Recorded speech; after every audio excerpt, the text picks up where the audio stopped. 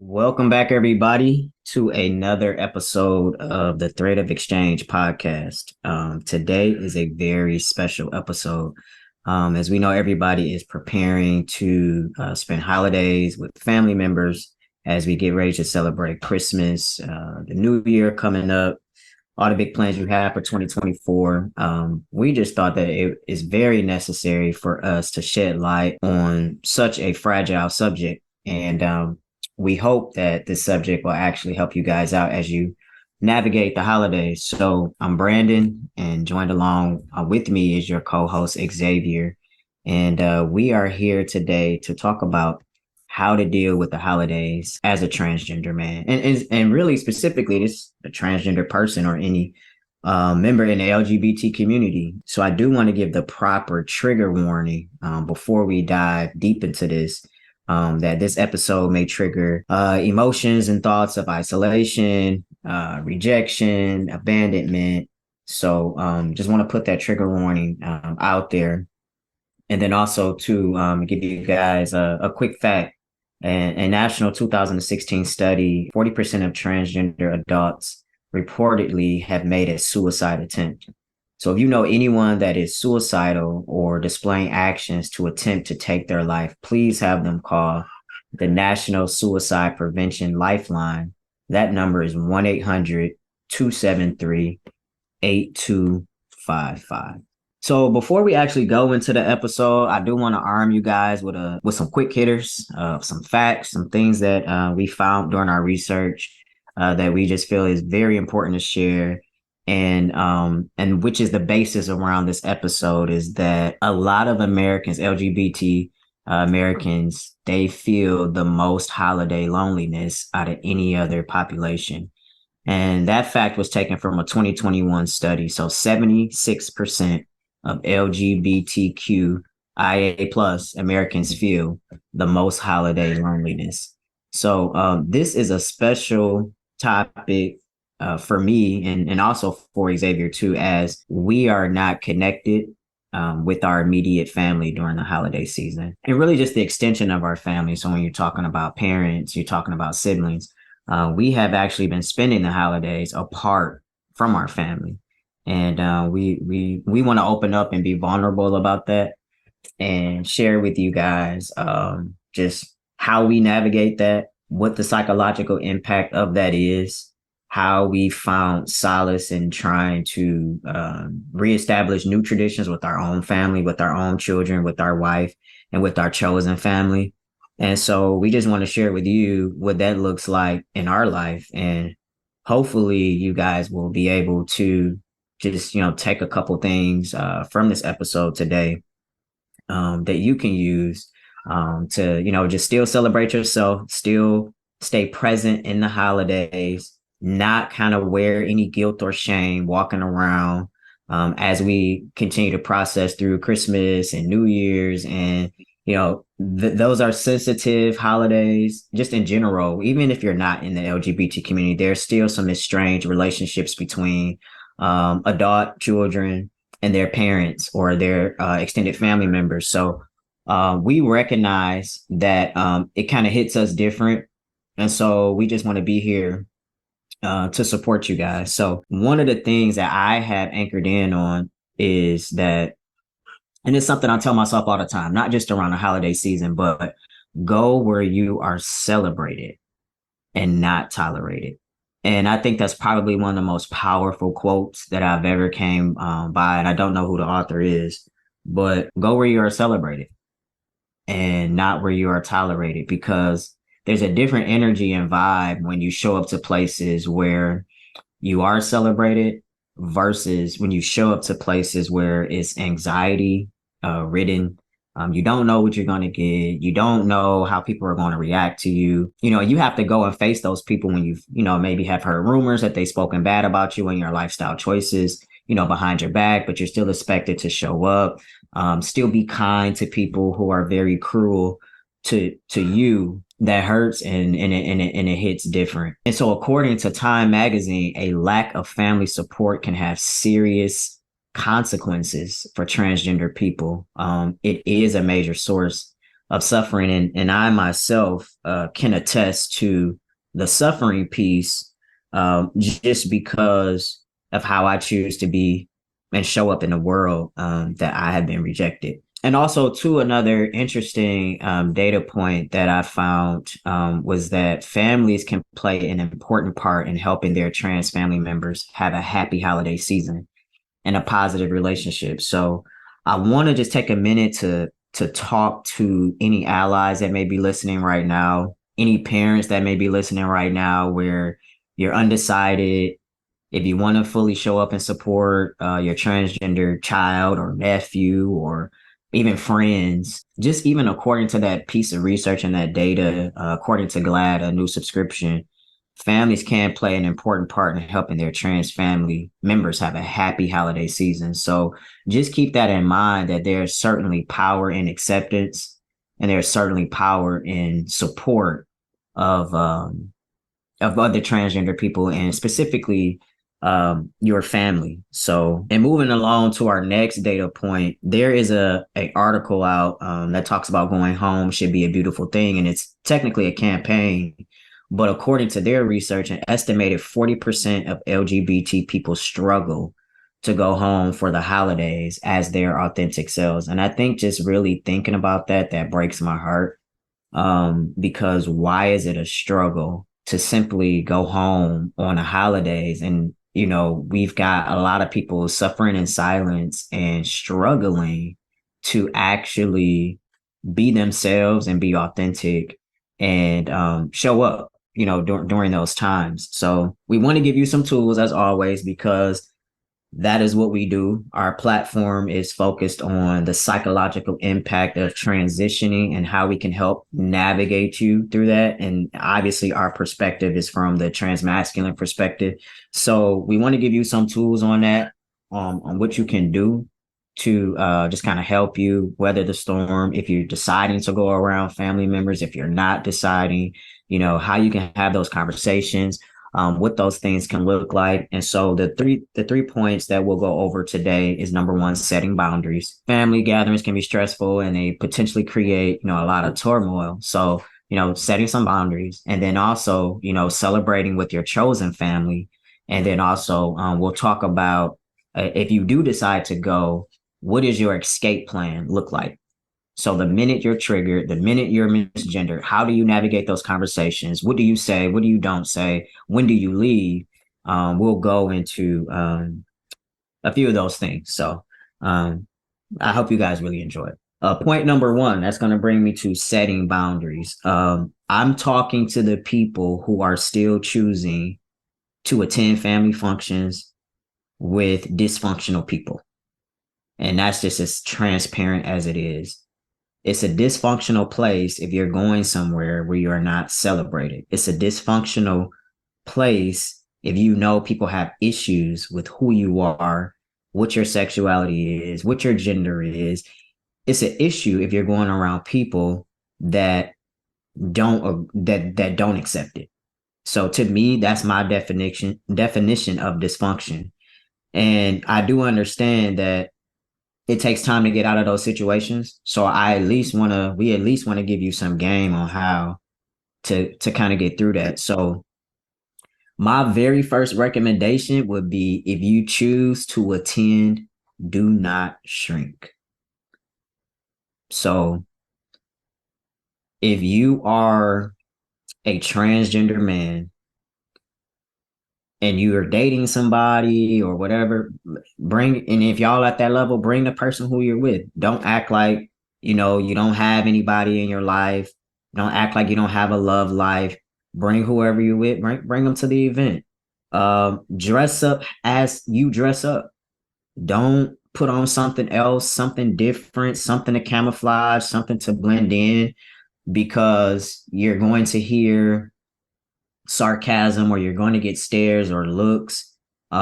Be who you are whenever you go to those functions. And so what does not shrinking look like to you, bro? Like for me, I'm coming as I am. I'm not changing anything, period.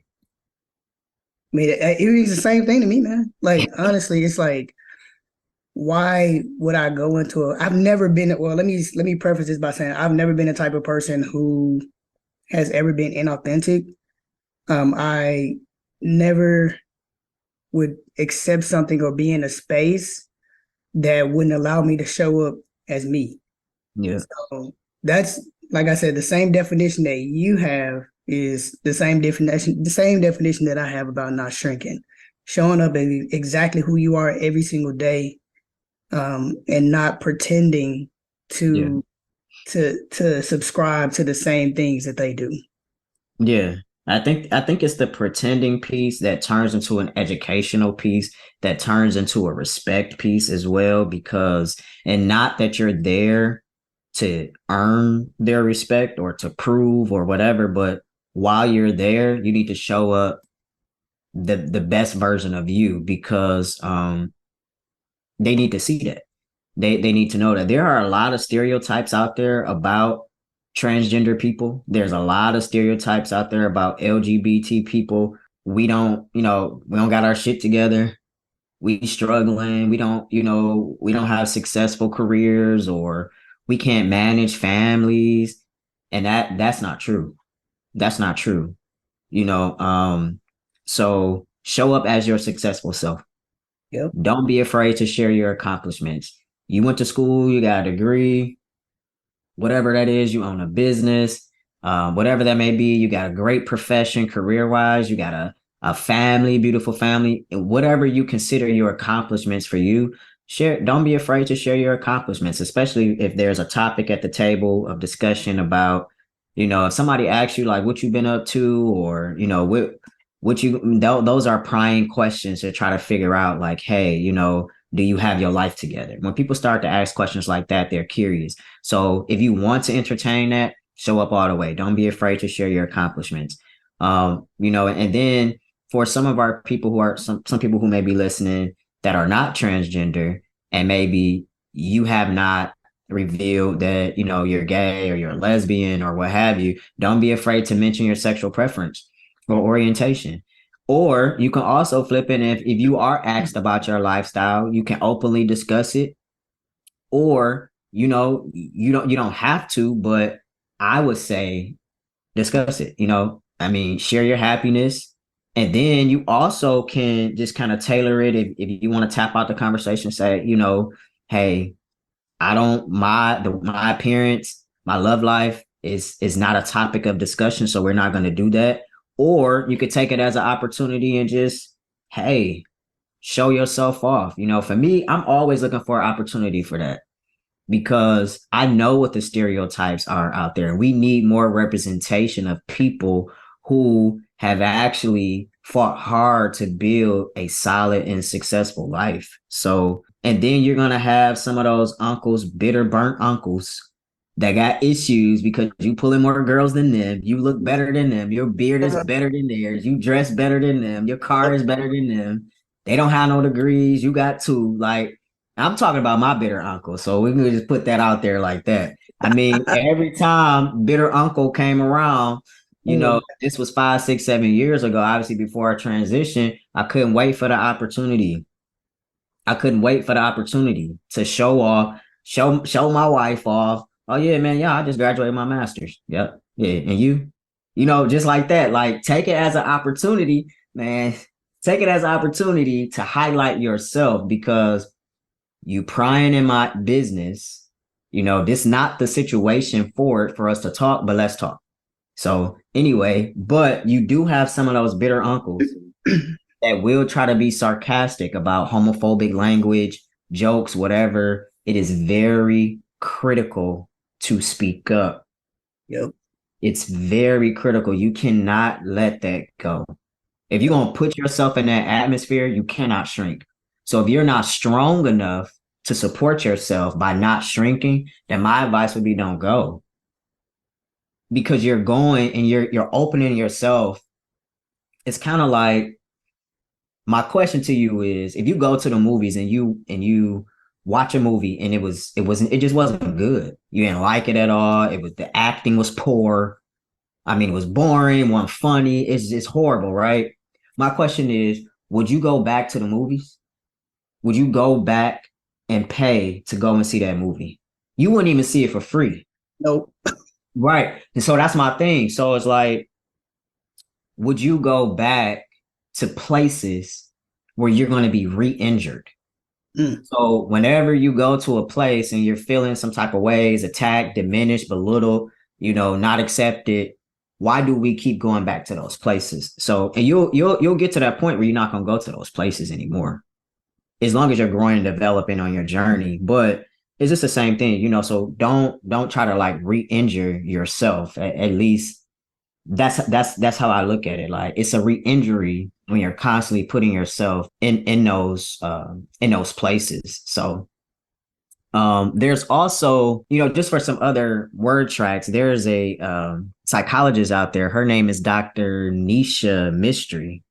And one of the things, and she did like an episode on holiday acceptance, and the way that she put it, that I really like it. She said, "I would appreciate it if you stop commenting about my appearance. The way that I look is not a topic of discussion." Mm. So insert whatever it is, whatever challenge you have. She said it so eloquently. She said it in a way of confidence. She said it in a way of seriousness. Mm. Like, so when you're advocating for yourself, you have to be as bold as you can and be as serious as you can, because you are not to be played with. Your sexuality, your gender choice, that's very serious and it's very you. So that's not to be played with. Yeah, and even when you bring those things up, it doesn't have to be that deep. Like earlier when you were mentioning about like the whole girlfriend thing, like let's say if you are like a lesbian or if you are a gay man or whatever, just say, yeah, my boyfriend and I, we just kind of came back from Paris, or yeah, we just celebrated our 3 year. Like just make it casual. It doesn't have to. Normal. Yeah, like it's not, Yeah. like you don't have to place complete emphasis on it in a way that that you can tell that you're uncomfortable. Like that's your regular ass life. Like just be normal. Like Yeah. just casually mention it and keep it pushing the same way that your sister would mention, yeah, like my boyfriend and I, yeah, we whatever, or hey, we're trying for a baby or whatever. Like just Yeah. keep it normal. Yeah. And I think that especially if you came from a religious household, nothing is normal about how you show up is different, right? And then also too, you hear about all these coming out stories and people made a big deal about people coming out. And it's like, okay, when cisgender people, do they come out?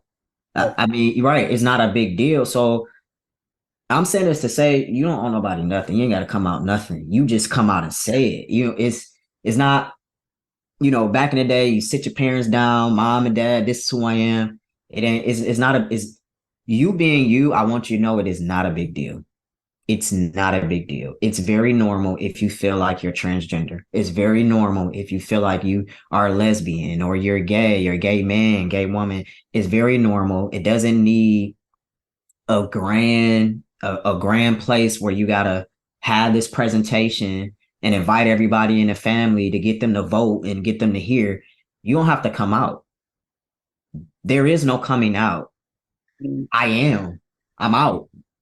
So when you do go to these functions, you don't have to. And I've noticed some people say, I don't know if you know that I'm gay, but I don't know if you heard it.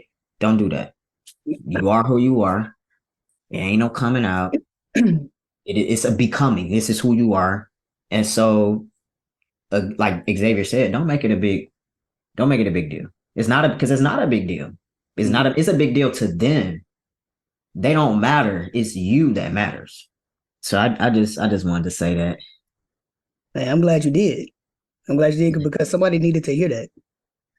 Yeah, Um, because it's no, what are we coming out? It's we're not. we're not. We're not, and we are not going to be celebrating all these coming out stories and all of that. Like, that's cool, don't get me wrong. But when you're coming out, you're looking for, I guess, that acceptance. And I get it. We want it. We want the acceptance. We want the support. But look at the impact that it's having on you, the anxiety. Can you imagine having so many nerves and anxiety trying to tell somebody you are a certain way? You ain't got to do that. All right. I'm just gonna say my favorite, which was point two, is spend time with chosen family. you know, in those chosen in that chosen family space, you're able to just be authentic, to freely enjoy the holidays and spend them the way that you want to with people who want to spend them with you. Mhm. It's a judgment free zone, just full acceptance. You don't have to put on a mask, a facade, pretend to be anybody else, subscribe to anything other than yourself. You also get the beautiful thing about that is you also have the ability to be able to create your own holiday traditions, and it's also a healing space or a healing circle of people who not only that you trust, but it can also aid in your healing when as you're navigating your grieving process from your biological family. So, what about you? I know chosen family is my preference. Unfortunately, right now where we are, we don't have that chosen family here, but we are creating that space and that circle of love. What about you? I know that you don't spend time at the holidays with during holidays with your biological family, but how do you typically spend your holidays? Well, because I've been with my wife for 11 years, that's just kind of pretty much has been the default for us. I found my chosen family within her family, and I have relationships with probably almost everybody in her family. And so, they're very accepting, very warm, very inviting. And for me, I'm glad that I have a wife whose family is supportive, and it does it does break my heart a little bit that I can't give her that for my family. So I have an amazing relationship with her mom. She has no relationship with my mom. And I think when you're younger, and as I said before on a previous episode, like I don't care about if your family like me, your family don't like, and I still stand on that. But it certainly does make things easier, especially around these times when you do have the option to be around your partner's family and feel that love. And so my wife has never had that family acceptance from my family. And I think for me, that does anger me a little bit because it's just like I think when you marry somebody, you know, you want to exchange families. It's like Mm-hmm. having a second family. You know what I mean? Like she don't know what it's like to have a mother-in-law or I mean, and my stepfather, they got a pretty good relationship, but I mean we kind of close, but we're not, so it's not like we're constantly involved around each other. I mean they when they see each other they talk, they don't talk outside of that. So is that technically a relationship? In my opinion, no. It's you're cordial, it's surface, and I don't like surface. So it does pain me that she doesn't have that opportunity to have relationships with my aunts, cousins or my mom, things like that. So it does. I don't like that. It does kind of pains me that she has never experienced that, and we're 11 years in, and she does not have that, and I have that from her family. Yeah, So I think that's another part of it too, with being estranged from your family. It's kind of like your spouse is robbed from the other half of a family, and that you could have. I mean, because it's great you got a mom, but from my understanding, from a woman's point of view that I've talked to, a few of my friends about, female friends, is that, having a mother-in-law is dope. I know for me, my mother-in-law having that son mother relationship, and she calls me her son in love is what she calls me. But having that relationship with her is dope, and it's like, and my mom is missing out, bro. She has no idea. You missing out on how dope my wife is. Like you're gonna wish she was your daughter in real life. Like, you missing out. but I would say I think that well, the same on my end as well. My biological mom, my biological siblings, both of my sisters. I come from a really, really big family. So my great grandmother, she had 14 children. And so my grandmother and her siblings, they had about, if I could round it up, I would say like 89 children amongst all 14 of them. And then Yeah. from there, it continued to flourish and grow. And so I grew up with a really, really, really big family. Not saying that I actually enjoyed it, but I did grow up with a really big family. And, like you said, my wife will never get to experience what it's like being around a big, huge family. My wife is the only child. And so me not being the only child, but having all these siblings, and then, her not being able to experience like the large family Christmas crazies, Yeah. which isn't not really truly as fun as it sounds, but at least Yeah. experience it and have my aunts, my mom, my sisters really get to know her. Like my wife is pretty dope too. So it's just kind of like I do feel what you said about not about your spouse not having that relationship, and it makes you a little sad, but at the same time I'm just gonna go left field with this real quick. I really feel like it may be something that triggers them, and so it may just be the best thing that it can't happen or that it doesn't happen. So, and I also have a really beautiful relationship with my mom-in-law as well. She's an amazing woman. And even when I came out to her, because I was not this person when she met me originally, I was a lot different. And so seeing how she blossomed and has loved and accepted me, at times when I wouldn't say that it makes me sad that I don't have a relationship with my mom. I just know my mom isn't capable of that.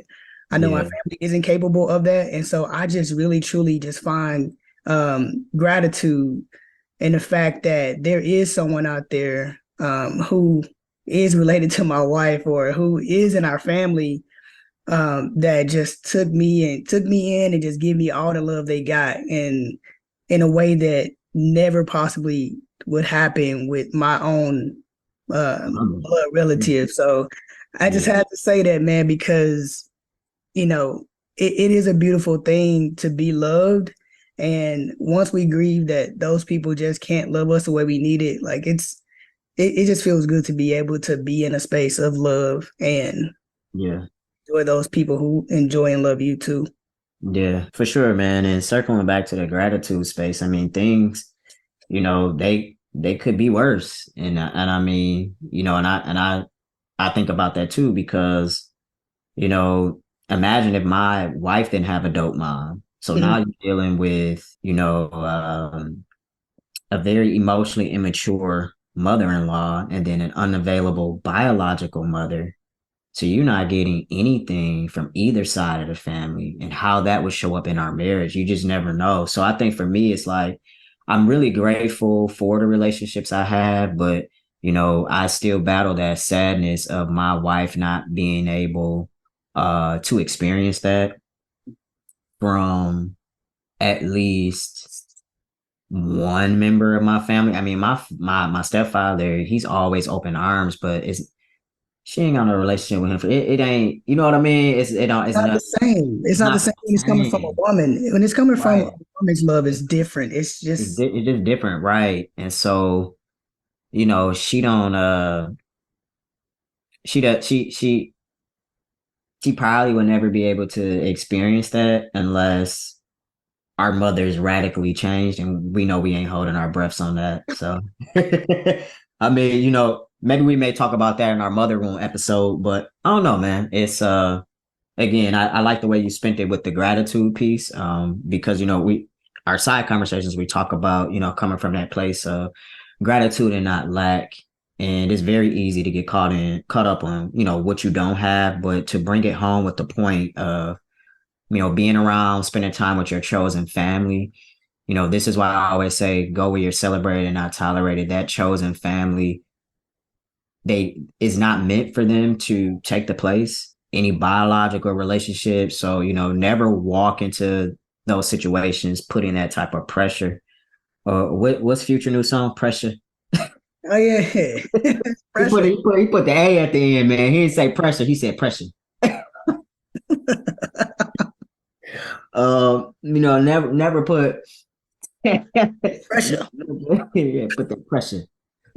Uh, never put that on somebody else, to make up, because nobody can ever make up for, those particular people. But it's just important to go around some love, and I truly believe that it is transformative. So we definitely mean that. Like, spend time with your chosen family, your friends. You could have cousins that could turn into a brother, sister, like whoever your chosen family is. It's just so important to do that. So the last point that we want to talk about is providing an escape plan. We want to provide you with one. So really, how do we exit a triggering environment? Like, what how do we do that?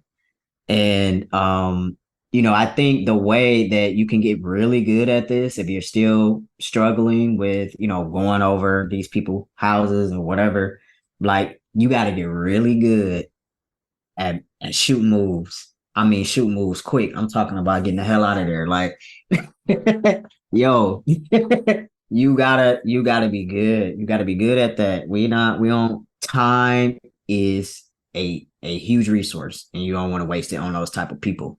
So we want you to prepare a plan way ahead of time.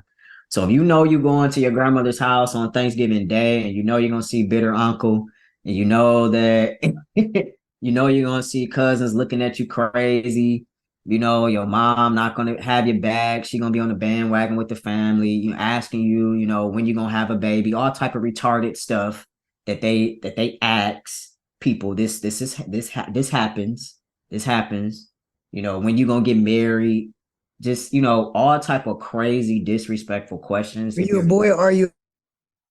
Yes, man, right, asking, a boy, are you a girl? I mean, asking all type of retarded questions, and by the way, they sound very unintelligent, extremely dumb, Yeah. like, asking those type of questions. But you got to have a plan. So first thing that you need to ask yourself: what time am I leaving? If dinner started at 3 o'clock, back in the day when I was still trying to struggle to get that separation, hey, I was like, hey, I got 30 minutes to an hour, I'm gone. It's in and out. I'm going to go see my grandma, kiss and hug my grandma, and I'm say what's up to a couple of my cousins. I'm walking right past bitter uncle. If he say something to me, hey, bro, we ain't doing this today, dog. Have a nice night. Like, whatever. But I got 30 minutes, I got 45 minutes, and I'm done. Like, that's the first time. That's the first thing that I'm talking about when I'm preparing my plan. What time am I leaving? I'm gonna try to. I'm gonna make sure I stay. I stay on the right path because I'm not doing any of that. Like Yeah. I just know for me personally, I'm not doing any of that. But let me make sure that we give y'all something. I know We that have already established that, but we got to help other people. you're right. You're right. So You're right. this ain't about us. Like, we telling y'all what we used to do. Like when we were kind of struggling, like when you really don't want to go, but you're still going because you're just not at that place yet where you can completely detach yourself. Like, so this is, and I just want to tell y'all, I need to give myself a trigger warning because this is triggering for me, even thinking Wow, about being in that place and having to come up with an escape plan. Escape, that's escape crazy. from you? Like, no. But so it's triggering for me to even talk about it. But this is why, like, we just being real and raw with you guys, because even having to go back in my mind, and I can remember feeling so on edge and being stared at. And they never said nothing, but your looks are saying everything, you Mm-hmm. know. Cause I was known as a clapback in my family. I'm gonna cut into you. So they didn't want to argue with me and get embarrassed publicly. And also, might I add, most of our people that are going into these places, transgender, LGBT community, everybody in that, like, a lot of times we like the most successful ones in our family. Yep. So shout out to us right there, because we the ones showing up and got our lives together and Mm-hmm. doing better than probably mostly everybody in our family. But the piece that y'all want to pick us apart at is who we show up as and who we're in a relationship with. That's the only thing you can say about me, dog. You If you can't say got I'm five, ugly. right, like you can't say anything else but the fact that you think I'm confused. Like that's all you got in your tool belt. Like that's all you got. But anyway, so My bad. My bad. That's on me. I'm gonna take the hit for that. We did that. So as Brandon said, you're gonna ask yourself, what time am I leaving? yeah, And as you mentioned earlier, am I gonna bring my significant other or my spouse? And make your spouse aware of the plan, and then also make your family aware of the plan. Hey, I got a good hour to be here, and then after that, I'm gonna head out. So that way, you don't have to feel like you trying to figure it out as you're going. Already have that plan. Make everybody else aware of the plan. So when you head out, it ain't that deep. yeah. And that major thing is you want to identify triggering words, guilt or shaming as indicators. Like those things when conversations start to happen, like, so what's going on with you? You cut your hair. I'm talking to studs right now. People that's getting ready to go into that trend. What's wrong Yep. with you? You having a baby. I ain't seen you bring no guy around. Just all of that low vibrational ghetto. That's ghetto. Like it's just it's so sad, but you want to start identifying those trigger words, and when you identify those trigger words, you need to have you an exit line already ready in your head. Like, how you getting ready to talk to a girl and whatever pickup lines you want to use, you need an exit line that you need to use. So when you start hearing those guilt and shaming triggers, a line that we came up with that y'all can steal. So take notes and listen. Thank you for the invite, but this is not a comfortable space for me to be in. I wish you guys have a good evening and enjoy the rest of your holiday. Like you can kill them with calmness, you can kill them with emotional intelligence and with class. Because you already are probably one of the best ones in your family, just period. So don't don't resort to lashing out or uncontrolled, unmanaged emotions. Just take your breath. In your mind, like the triggers are coming. All right, it's time for me to pull out my exit line. So, again, thank you for the invite. This is not a comfortable space for me to be in. Have a good evening. Enjoy the rest of your holiday.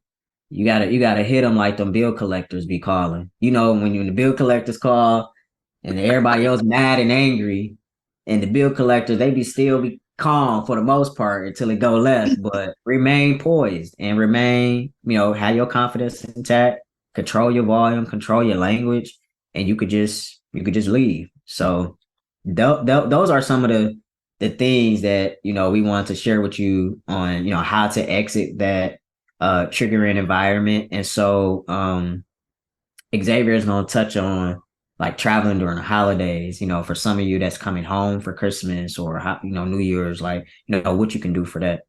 Yeah, I know for me, if going home for the holidays was a thing, I would have to travel.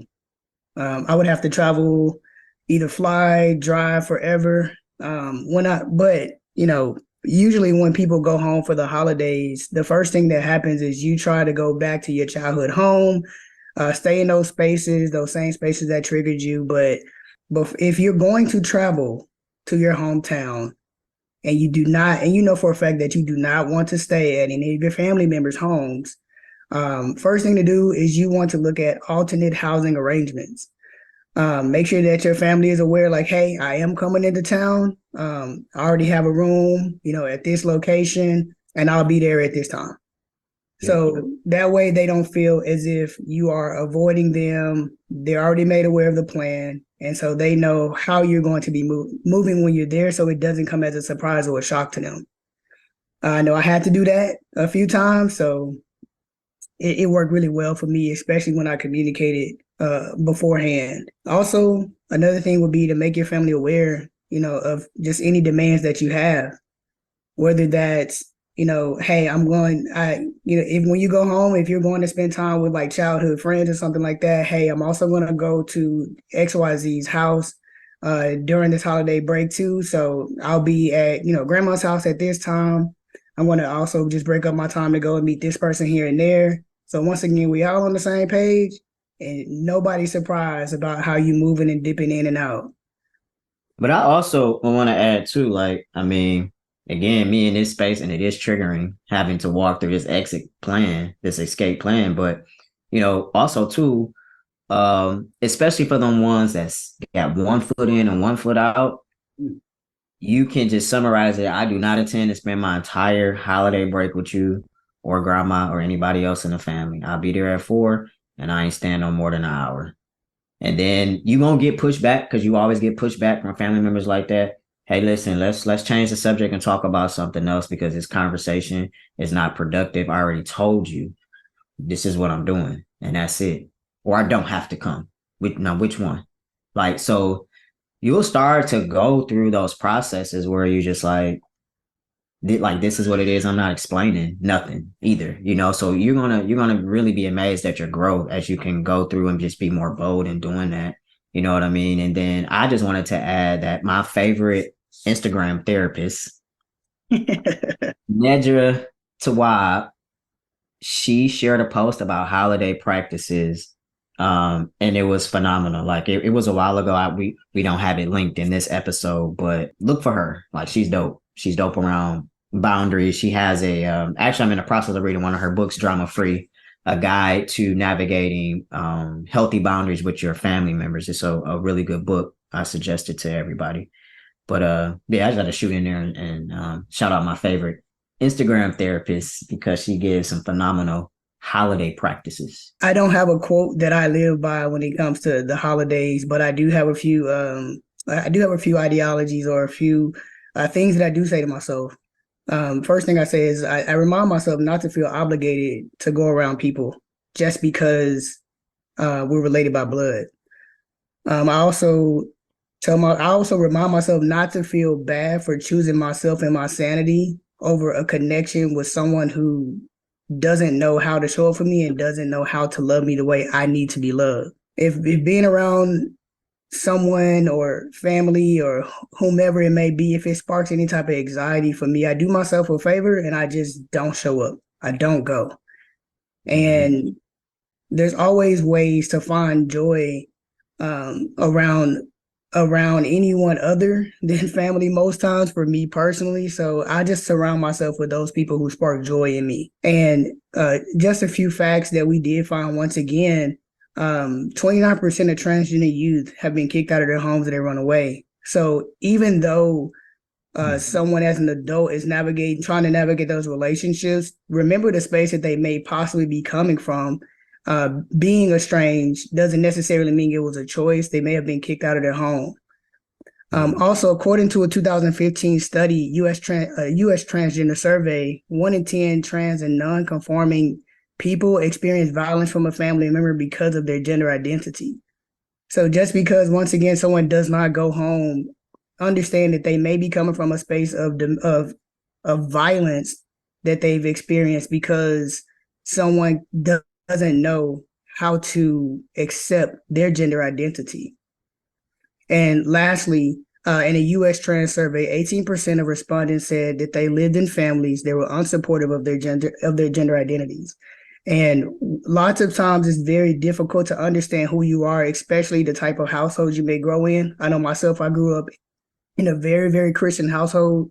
There was not a lot of room for self-expression. There was not a lot of room for Nothing. anything outside of that book. So with that being said, we both know and understand how it feels to not feel supported by your family. So we do fall within that 18%. But just know and look at us today, as men, as fathers, as brothers, as successful Black men. Just know that it is also possible for you. And I also just want to, make mention that I didn't always have the confidence that I have today to separate myself from my family. I do want to acknowledge the fact that there can be some people that still struggling to stand up for themselves and to be confident in knowing that it's okay to not attend holiday functions. And even if it's not the holiday, if you don't want to attend a family member surprise party or other event, whatever it is, because you're going to be uncomfortable in a space where you're going to be stared at, or there's going to be, sarcasm, or you're going to, just feel really uncomfortable. It's not just the holidays. It could just be any family event, but I do want to acknowledge that it wasn't always like this. And I think it'd be safe to say it probably wasn't always like that for Xavier too. We had to get to that point where we were able to accept the black sheep, whatever, however it is they want to categorize it. But there's a quote that talks about, the family actually being the black sheep and us actually being the scapegoat. And so Yeah. I think that that's very powerful because you don't have to subscribe to the black sheep ideology. I mean, you are literally a generational curse breaker.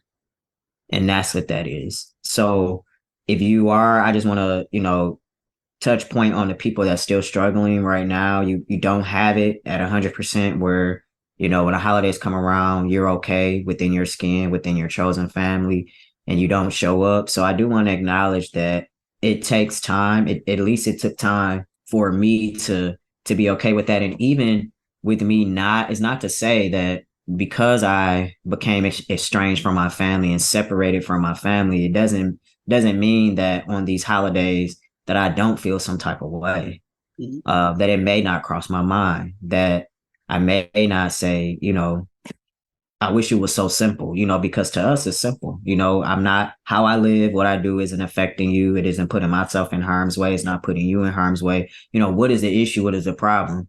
But, people are not mind their business. And that's really what the problem is. And then also, like Xavier talked about growing up in a religious household, anything else that you expressed outside of that religion that didn't fall in the category of religion or the way that, your parents felt like everybody should live their life that's underneath their roof.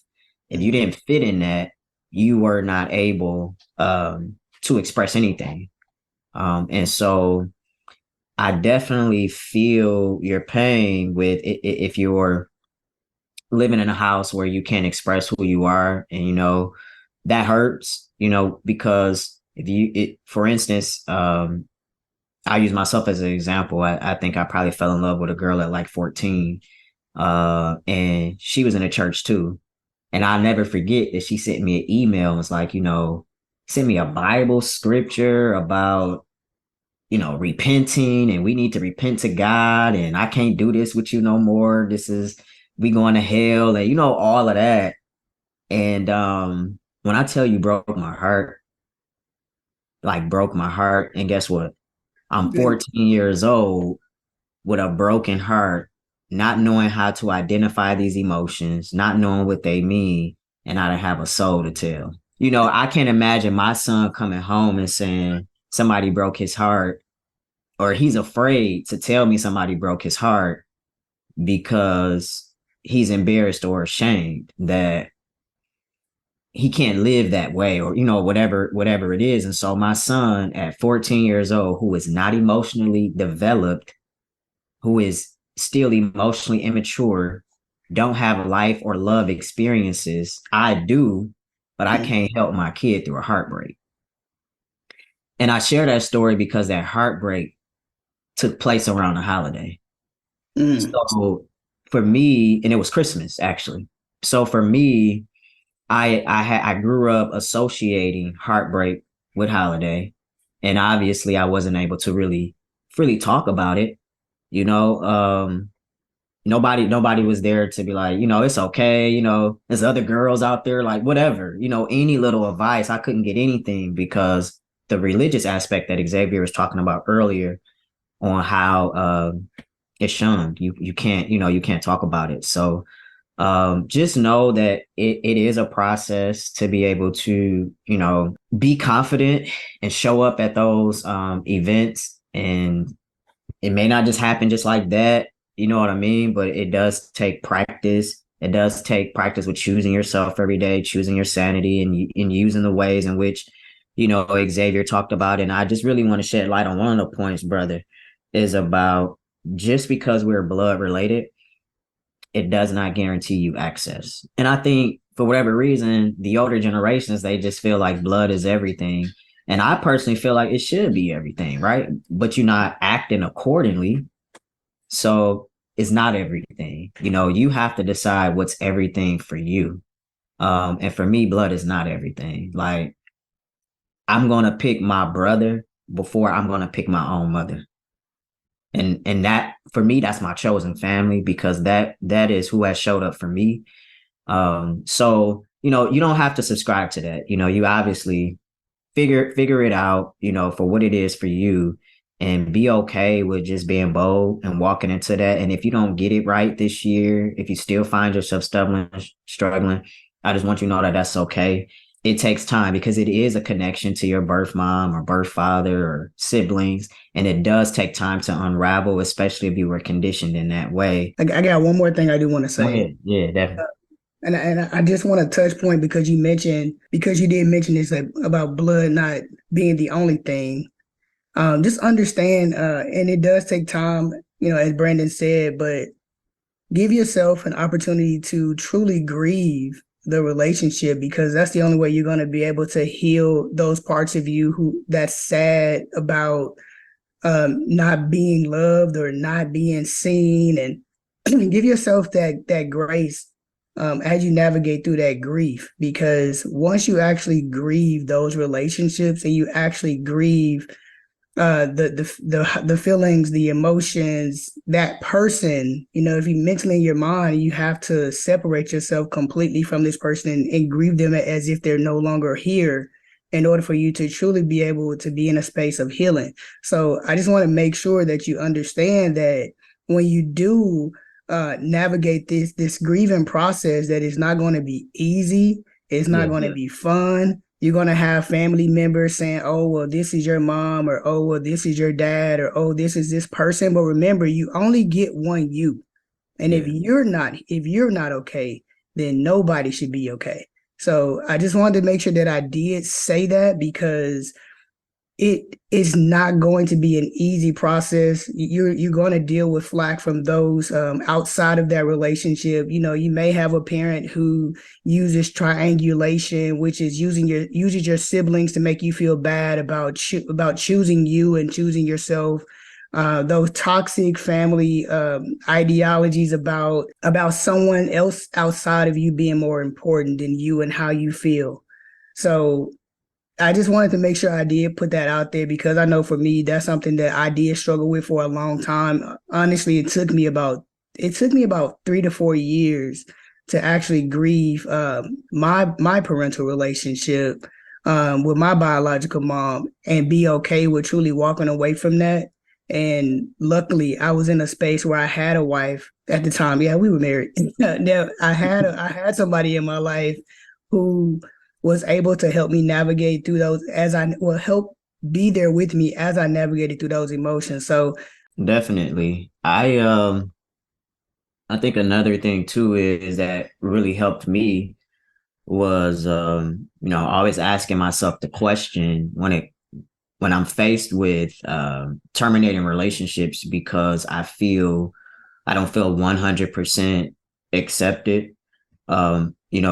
And the question is, do I value this relationship? Is this relationship valuable to me? And if you're not supporting me, pouring into me the way that I feel is a good reciprocal level, because I'm always doing that for anybody who I have a close relationship with. For me, it's if I lose this relationship, what do I lose? mm, And I would say start there and asking yourself that question. If I don't attend family gathering on Christmas Day, what am I losing? If I refuse to have these relationships, what am I losing? What is the value that you're placing on those relationships? Like, blood doesn't have anything to do with value. So what are you valuing? How is that person valuing you, and what value are they bringing to you? So if there's no exchange of value, the according to my standards and how I live my life, that is a surface level or obsolete relationship. And I don't do surface level. I struggle with just having surface level friendships. I don't need somebody to say, "Hey, what you doing this weekend?" I don't. For me, that's I'm I always go deep. Like I don't know nothing else. So, but that's me, you know. Sometimes people are okay with having surface relationships, but again, where's the value level at? And are you bringing value to me as my mother? Are you bringing value to me as my father, as my sister, as my brother? And if they are not bringing value to you, then you have to ask yourself, then what else are you bringing? Mm, If it's not value, then what is it? 9 times out of 10 is stress. mm, Times out of 10, it's abandonment, it's rejection, it's sarcasm, it's jealousy, it's envy, whatever. You know, if it's not value, I don't know what else, you know, you could kind of squeeze out from a positive perspective of what that relationship holds.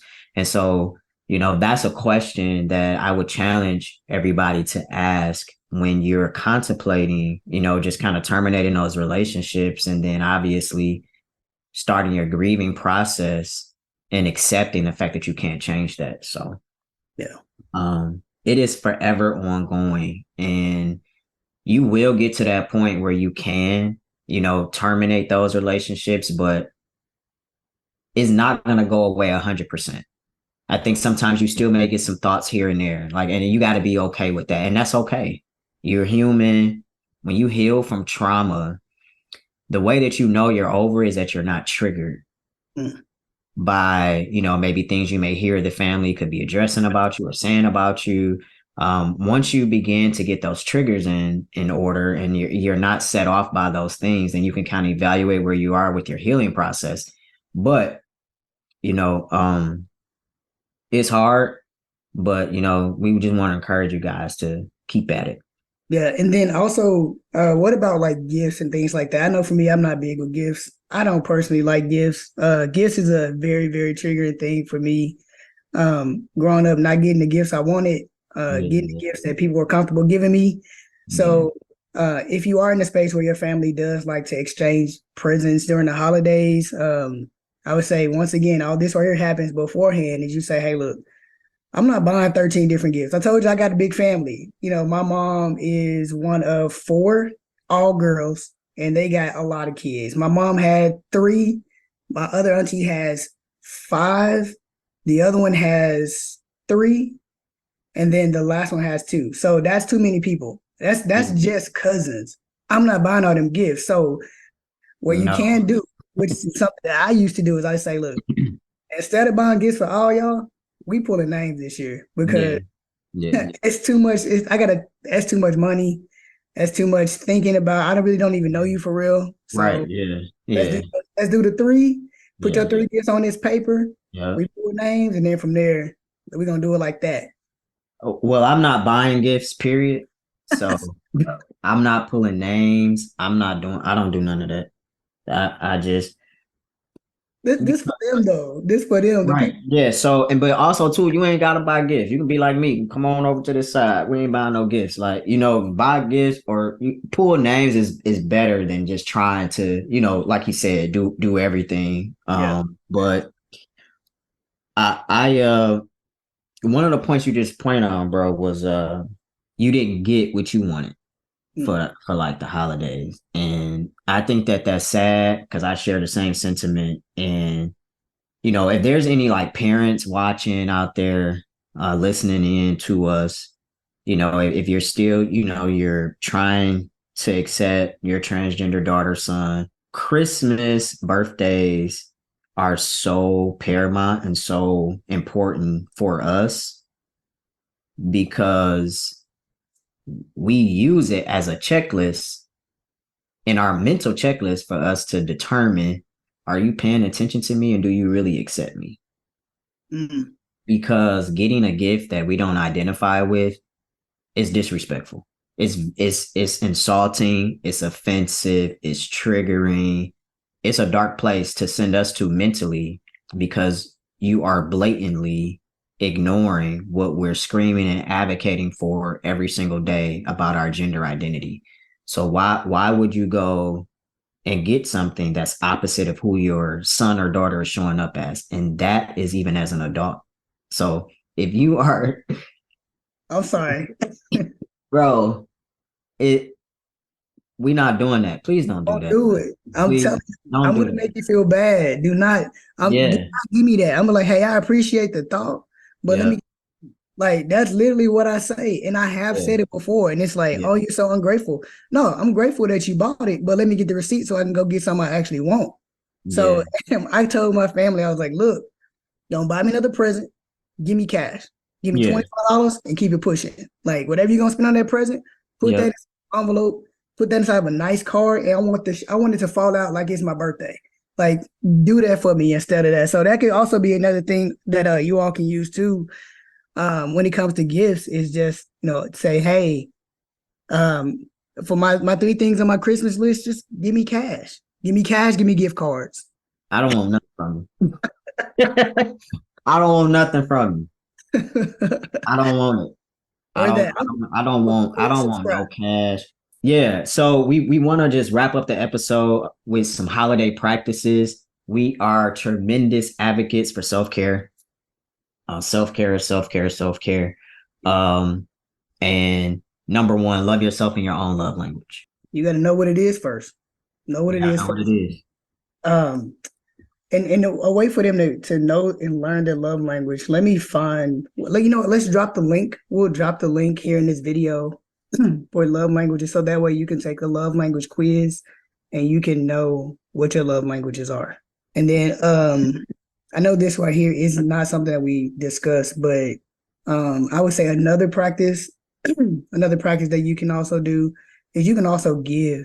Like you can always go volunteer somewhere, spend your time, giving back to people who may be struggling more than you on the financial tip, who may be homeless, and there's always that always fills a void and it makes my heart grow bigger, being able to be in those spaces and give somebody something.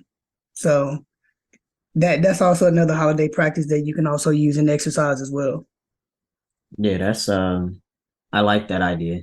I took a pause right quick because I was actually just kind of reflecting on something that me and Ashley did similar. Just kind of donating to the homeless around the holiday. So that's a very good one. I think it's a good emotional check too. Yeah. Um, yeah. And then as we just gave our whole soap opera box on gift giving and pulling names, I am not a fan of people overextending themselves financially, specifically not during holiday season, but just overall, period. Mm-hmm. Do not overextend yourself financially. Don't do that. If you are into Christmas gift giving, then create a budget. Create a budget, put a dollar amount on it, allocate it, and that's it. If you want, if you want to do that. And another major thing is, outside of the gift giving, take some time to mentally prepare for the holidays. Like, how do you prepare for the holidays, bro? When you're getting into that space. I don't have to. My wife, she gets me ready for the holidays, man. But as soon as October hits or September hits, all the holiday decorations come out. My wife buys presents in advance. So how I mentally prepare for the holidays, honestly, is I just remember the space that I'm in of gratitude and just Hmm. be grateful for what I have and what not from what I don't, and understand that my reality is what it is. Yeah, That it is my reality. It is not, what I think that I want or trying to change somebody else's mind. And honestly, I just like to stay in the mindset of just being grateful and just gratitude. But that's how I mentally prepare. What about you? well, I started listening to Christmas music in July. I am a Christmas in July connoisseur. Hey, if y'all Christmas in July connoisseurs, let me know. God. But nah, I sometimes I do. Real talk, I do. Like I like Christmas music. I love it. Like I love Christmas music. I love the tree, the lights. I like doing some of the festivities. But my wife, she pointed out that even though I go through like all of those motions, she said that she always sense like just like a sadness. Mm. on the actual day of the holiday. And I had to really, and I'm still doing some work on why do I show up like that? Hmm. Why am I sad on like, on that day? And I'll be honest with you, I'm not 100% sure. Obviously, I think it's because of all the gifts that I didn't like that I got from my family. And I also feel like, my mom is a very selfish person. So when the holidays came, they could have gave us a lot more than what they did. So I have a stigma associated with gift giving around a holiday, things like that. But as an adult, one thing that I like to mention is, with having the opportunity and having and being a father, is that hey, I'm gonna make sure whatever my kid want and I'm in that space financially, I'm giving it to him. I'm not giving him what I want him to have.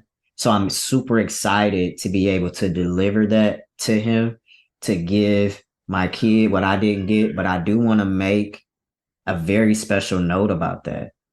Just because we do that and we're giving our kids what we didn't have, that doesn't mean that you're healed. Mm, mm, Doesn't mean that you're healed. And that, when my wife brought that to my attention, like, because I give myself whatever I want. It don't holiday don't matter. So why are you still sad? When you can go and buy your own Christmas list. Why are you still sad? And I think it's association from the estrangement from the family and things like that, where it's just disappointing. I think, really is, what it is. But, if anybody else is struggling with that, you know, and she told me, you do a great job of still rolling, but I know you. And I mm. know that you still have like this sadness. So, um, and a part of that was like, hey, I'm, getting my son, I'm making it up to my son these Christmases, these birthdays, whatever, but that still doesn't mean that I'm healed completely from that. So, uh, we can give to somebody else what we didn't get, Mm. but I think that at my age, I have to figure out how am I going to give that to myself. I mean, I don't want no Christmas gifts. I So think I think and I've been pondering on this for a while is that the beautiful part about our lives is that we are parents and being a dad and being a present father, let's say that being a present father, yeah, emotionally intelligent father, and really truly knowing your children, and by us seeing them, knowing what they like, understanding the things that they gravitate to, and delivering those things to them, I think that that in turn will heal our childhood trauma as well. Like because it's like we're not trying to figure out or guess or give them what we wanted. When we say what we wanted, we mean the attention to detail that we never got. bingo. That's exactly what it is. Yeah. So I just want to make sure that we clarify that for anybody listening who may also be a parent, who may also struggle with the holidays because of grief or whatever other feeling it may possibly be. Understand that that's what we mean. We don't mean to go buy your kid a go-kart or a Right. Lamborghini, Lamborghini truck because you wanted a Lamborghini truck and now you Yeah. got a red tricycle because you wanted a red truck. Like, no, Yeah. it literally mean pay attention to your child, pay attention to that detail, and just watch them light up. I think that that is something that will trigger additional healing internally too for the holidays and gifts. And also, if you do not have children, pay attention to your spouse. Mm, Not what you want them to have, for Christmas, because it's gonna make you feel good mm, buying it or you whatever. Pay attention to what like they like and what they're saying. Ask them what they want. I mean, and if you want to still give them something extra or whatever, just because you feel like you just got to, but it just goes in relationships, period. You know what I mean? Just paying attention. So, but my mental preparedness, because I don't think I answered your question completely, but outside of just the lights and the music, is just I just like to be grateful that I'm here. yeah. Cause man, it's a lot of people that just, even though my holidays is what it is, like a lot of people ain't making it. It's people in the hospital. It's people that's dying on Christmas Day, dying on Christmas Eve, dying on Thanksgiving Day. taking their last breath. I mean, and wrecking the family in the process, you know, because it's hurtful. So it's really that. Like, I'm just glad that I'm still here. You know, really, it's that gratefulness. And I mean, I feel like that regardless, but on the holidays, it's just like extra. You know what I mean? Just a little extra sentimental. So, but a major thing that I do is, because it is something that I still struggle with the holidays, is I spend time reflecting after the holidays. You know, like, how did I feel? That I have experiences of being loved and accepted, and did I not? You know, and what would I do differently next year? And that's a good practice, you know. And for anyone who doesn't do that currently, I think that's a really good idea too. So that way it helps you understand how you want to navigate the next year. Yeah. Um, I know for, and I do want to add this last part is that I know for me, there were a lot of holidays that because I was estranged from my family or I wasn't in a good space mentally or I didn't have a spouse and I was really truly by myself. Mm, Um, and I didn't have chosen family at the time. I did spend holidays, you know, alone in my apartment by myself. And mm, one way that I got through that was and I don't care if you all judge me, okay? I love Christmas romantic comedies. Like it's just something about a good rom-com that just makes my soul smile. And you know, however that looks to other people, I don't care, but that helped me get through my holiday blues. Also supplementation. I know this is not about fitness or anything like that, but vitamin D3 because you know, of course, the clouds are blocking the sun. You're not getting that vitamin D from being outside. You're not touching nature. You're not in that space. Make sure you take some good vitamin D3 plus K2. We may have to link some of that in the bio in the paragraph as well below. But you know, make sure that you are truly taking care of yourself and getting up, moving, doing something different, whether that's walking around, driving around, looking at lights. Don't stay in that space of darkness, yeah. gloom, and doom where it sends you mentally to a different space of not even wanting to be here. That's I didn't know that you liked rom-coms. It's cool. It's cool, baby brother. It's cool, not because I mean it put you in a place of bliss. You know, like when you do watch it, it's just like, especially if you're single and you're striving for that. You know, it lets you know that, you know, some of that stuff is real. Everything that's on TV is not, but it is possible to have romance and have that good fuzzy feeling around a holiday. Like, you just have to want to really create it and work towards that. So I didn't know that about you, man. Yeah. That's cool. That's cool. That's cool. That's cool. Well, hey, listen, family. Thank you for spending some time with us today. We wanted to give you as much as we could during this episode, because home for the holidays really starts with you. You know, your home. Your home is you. And so, how do you want to show up during the holidays? So, thanks for tuning in. We're gonna make sure we get you a few of the resources that we mentioned. It should be linked below this video. Comment, share, obviously subscribe.